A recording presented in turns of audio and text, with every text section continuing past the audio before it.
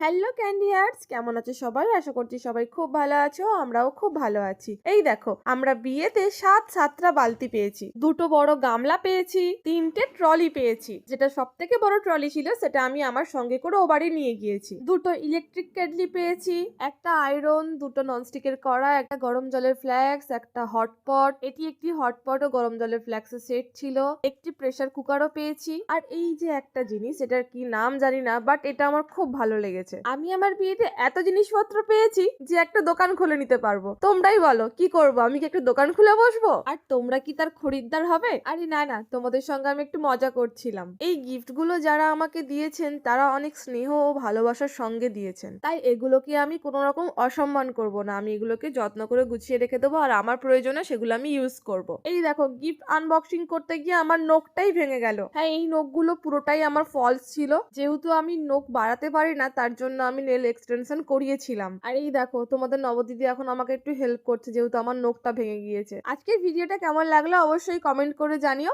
আর যদি ভালো লেগে থাকে একটা লাইক করে দিও, আর যদি চ্যানেলে নতুন হয়ে থাকো তাহলে সাবস্ক্রাইব করে পাশে থেকো। এখনের জন্য টাটা, দেখা হবে পরের ভিডিওতে। ভালো থাকবেন, সুস্থ থাকবেন।